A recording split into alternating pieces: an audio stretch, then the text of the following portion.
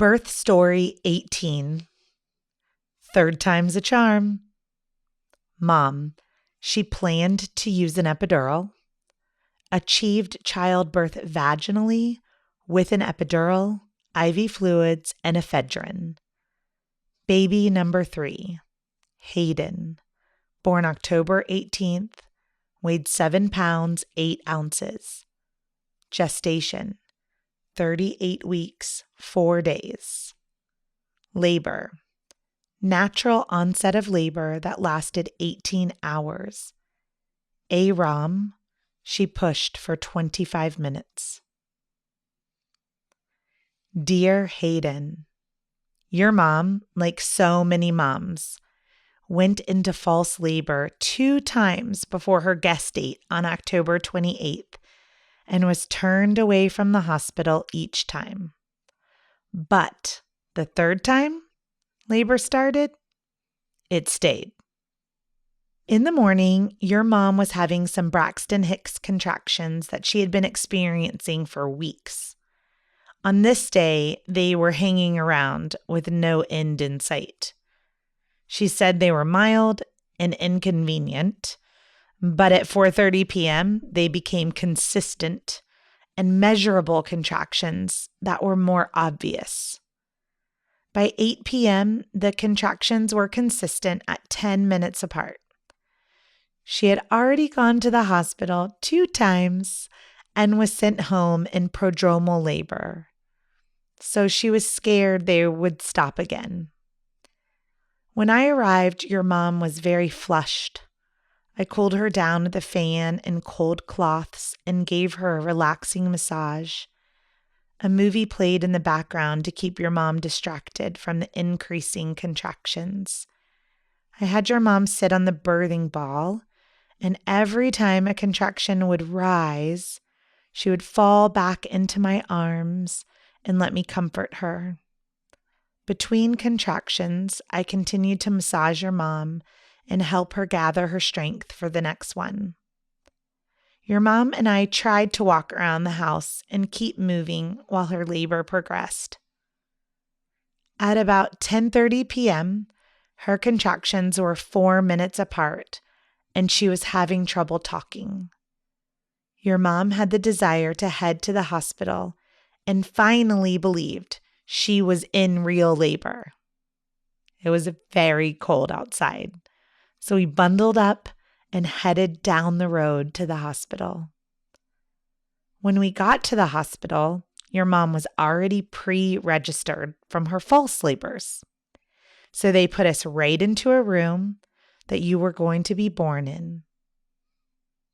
Your mom was in a lot of pain, and her birth plan included an epidural. As soon as we were settled, they started IV fluids and called for the anesthesiologist. In the interim, I massaged your mom and we watched your heart rate as they monitored you. You were head down and your heart rate was good. Her cervix was 3 centimeters dilated, but you were super high at a -3 station. Once your mom received her epidural, the doctor offered to break her water to speed up labor. She consented, as this was also part of her birth plan.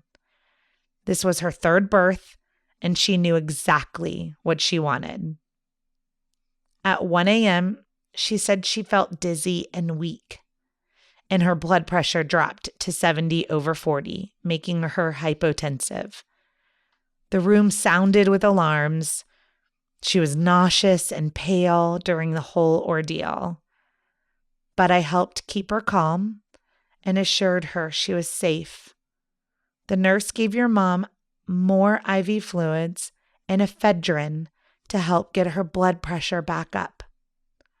Epidural anesthesia can often cause a drop in blood pressure, and the hospital's protocol to handle it worked very quickly. Once both you and your mom were stable again, your mom got very sleepy and wanted to rest. I massaged her and rubbed her back until she was asleep. At 4 a.m., the nurse came to check on your mom's progress. She was being continuously monitored because of the epidural, and the nurse reported that contractions had increased to 3 minutes apart, but your mom's cervix was not yet dilating. She was still 3 centimeters. Then they checked on you, and your station was still high at -3, and you were recorded as sunny side up, which means you were facing up toward her stomach instead of toward her back.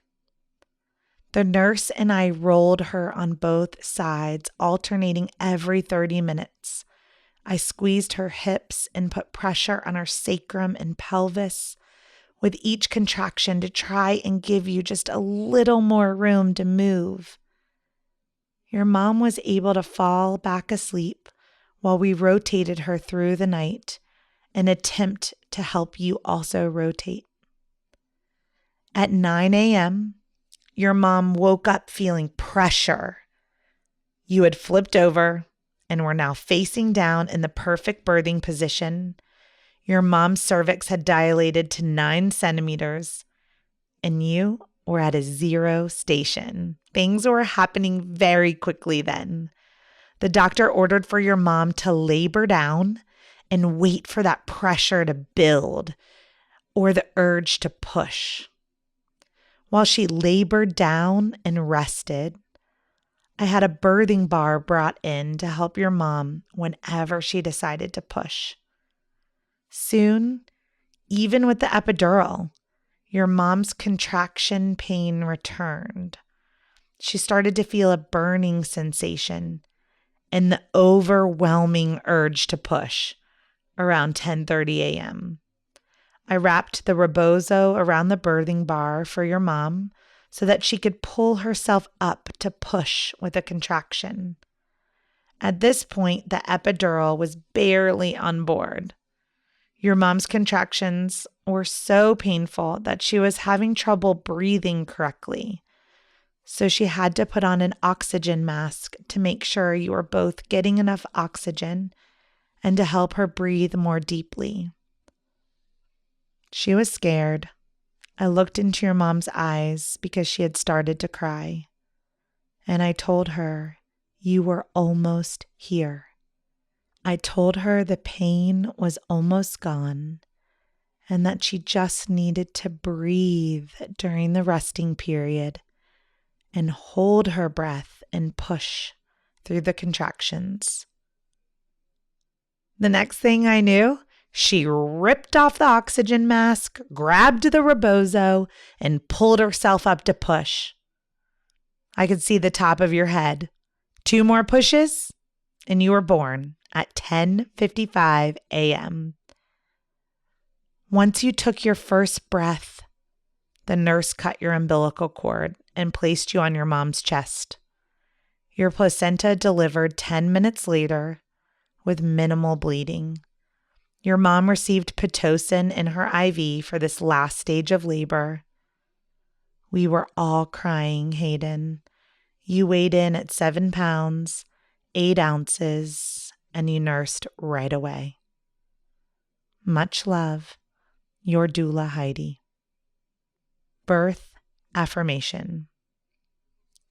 I give my birthing over to my body and my baby.